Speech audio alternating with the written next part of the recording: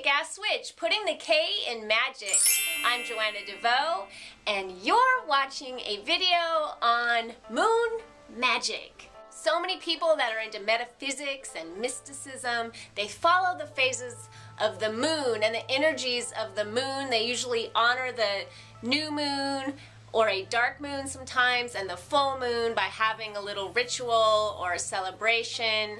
And the different phases of the moon are supposed to represent different energies in the air and energies that you can work with if you are trying to bring something into your life or release something from your life. And I think that there's something to that. I know that nurses will often report that emergency rooms are especially crazy and haywire on the full moon, and my own son used to react really strongly to the full moon. I literally got a call from a teacher when he was very little and still in elementary school saying, "What is with Tanner and the full moon? Like every time there's a full moon he does something strange." Like one time he flushed his underwear down the toilet, and another time they were all like gathered at an assembly, all the students, and they couldn't find Tanner and everybody was panicking, and he had climbed, shimmied up the flagpole and was at the top of the flagpole laughing at everybody. So I definitely think that there's something about the phases of the moon. But I also believe as above, so below, and that in this case, the so below, for women especially, women of childbearing years, refers to your moon cycle. And something that I have done for many years is track my period in my date book. I write down, well, I'm not going to show you because I don't want you to see. I don't want you to see my personal notes here, but not on the individual days or week part of my day planner, but on the part where you see the whole calendar. I'll always just make like a little dot for if I'm on my period. I'll write down when I'm ovulating, if I can feel it on the left side or the right side.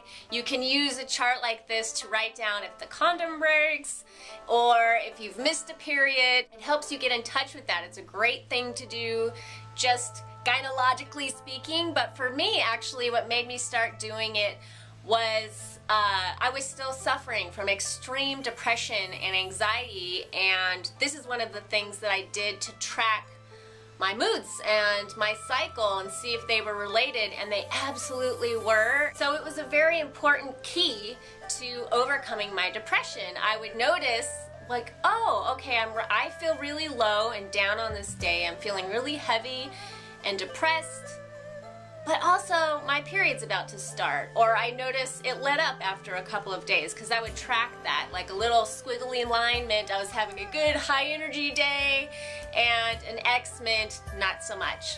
And I still do that to this day. Even though I no longer suffer from depression and anxiety, I find it comforting if I'm having a little off day, just to know like, okay, this is just a normal part of my cycle, this is a normal part of life. And you can also, once you've been doing this for a while and you can see like, okay, this is how my body works, this is how my energy cycles move, you can start to plan your life around this, really. You can plan, for example, if you're expecting to have a couple of high energy days in a row, that's when you plan to go on that long hiking trip with the zip line and all of that, or when you plan to bang out a lot of work on your novel, something like that. If you see some days coming up ahead that are probably going to be low energy, you might want to just lay low those days and not make any social plans, maybe plan to get off work early one of the days, or see if you can work from home, get a little bit of extra sleep, that kind of thing. This also does not just apply to women. We all have cycles. In fact, I feel like men's cycles, I may be wrong, but I feel like I read somewhere that men's cycles also move on a 28-day cycle, which is one of the beautiful connections that women have with the moon.